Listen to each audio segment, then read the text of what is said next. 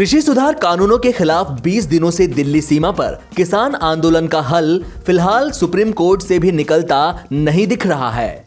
किसान आंदोलन को लेकर दायर याचिकाओं पर सुप्रीम कोर्ट में गुरुवार को भी सुनवाई हुई, लेकिन कोई रास्ता नहीं निकला। देश की सर्वोच्च अदालत ने दूसरे दिन सुनवाई करते हुए कहा कि मामले के निपटारे के लिए समिति का गठन किया जा सकता है। इसमें दोनों पक्ष अपनी अपनी बात रख सकते हैं। सुप्रीम कोर्ट ने इसके साथ ही कहा कि किसानों को प्रदर्शन से रोका नहीं जा सकता है, लेकिन साथ ही कहा कि अगर किसान आंदोलन हिंसक रूप ले लेता है तो इसका जिम्मेदार किसे माना जाएगा। सुप्रीम कोर्ट ने केंद्र को नए कृषि कानूनों को कुछ समय के लिए रोकने का सुझाव देते हुए कहा कि इससे किसानों से बातचीत संभव हो सकेगी। सुप्रीम कोर्ट ने अटॉर्नी जनरल से पूछा कि इस मामले का समाधान होने तक सरकार क्या किसानों को कानून लागू न करने का आश्वासन दे सकती है।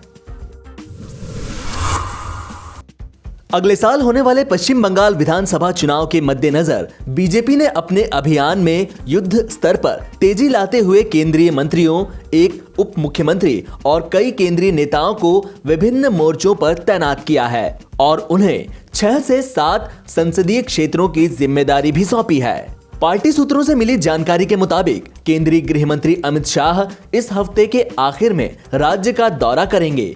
वहीं केंद्रीय मंत्री परिषद के उनके सहयोगी गजेंद्र सिंह शेखावत, राजीव बालियान, प्रहलाद पटेल, अर्जुन मुंडा और मनसुख भाई मावंडिया अगले कुछ दिनों के भीतर प्रदेश का दौरा करेंगे। सूत्रों के मुताबिक उत्तर प्रदेश के उप मुख्यमंत्री केशव प्रसाद मौर्य और मध्य प्रदेश सरकार में वरिष्ठ मंत्री नरोत्तम मिश्रा को भी पश्चिम बंगाल में जिम्मेदारी सौंपी गई है। सूत्रों ने बताया कि शाह 19 दिसंबर को सभी नेताओं के साथ एक बैठक करेंगे और आगे की रणनीति पर चर्चा करेंगे। ब्रिटेन के बाद अब अमेरिका में भी फाइजर की कोरोना वैक्सीन लगने के बाद एक स्वास्थ्य कर्मी की तबीयत खराब हो गई। बताया जा रहा है कि वैक्सीन की डोज लेने के बाद अलास्का के एक स्वास्थ्य कर्मी को गंभीर एलर्जिक रिएक्शन हुआ, जिसके बाद उसे इलाज के लिए अस्पताल में भर्ती कराया गया है। इस व्यक्ति को दवा या किसी अन्य प्रकार की एलर्जी का कोई इतिहास नहीं है। ऐसे में फाइजर की वैक्सीन के ऊपर लोगों को शक फिर से बढ़ गया है। फाइजर ने भारत में भी इमरजेंसी में इस्तेमाल के लिए सरकार से अनुमति मांगी है।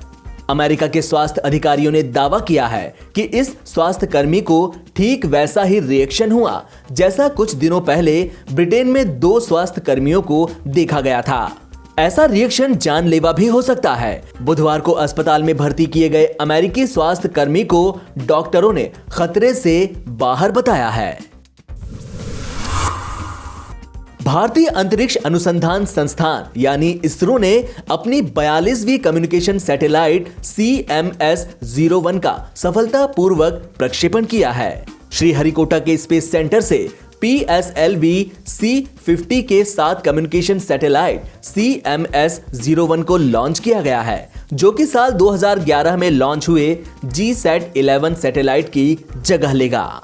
इसरो की ओर से तैयार किया गया ये मिशन अंतरिक्ष में 7 साल तक काम करेगा। CMS C50 का लॉन्च साल 2020 के लिए इसरो का आखिरी स्पेस प्रोग्राम है। ऐसा बताया जा रहा है कि इसरो लंबे वक्त से इस प्रोग्राम की तैयारी कर रहा था। हालांकि बंगाल की खाड़ी में तूफान का पूर्वानुमान होने के कारण वैज्ञानिक इसकी इजाजत नहीं दे रहे थे। भारत और बांग्लादेश के बीच 55 साल से बंद पड़ी चिल्हड़ी हल्दीबाड़ी ट्रेन सर्विस फिर से शुरू हो गई है। पीएम मोदी और बांग्लादेश की पीएम शेख हसीना ने आज इसकी शुरुआत की। दोनों देशों के बीच इस सेवा के शुरू होने से रिश्तों की डोर और मजबूत हुई है। दोनों देशों के बीच ढाका से सिलीगुड़ी तक पैसेंजर ट्रेन सेवा चलने की योजना है। 7.5 किलोमीटर लंबी रेल लाइन के जरिए वाया बांग्लादेश पश्चिम बंगाल का असम तक संपर्क आसान हो जाएगा। इसके अलावा टूरिज्म को भी बल मिलेगा।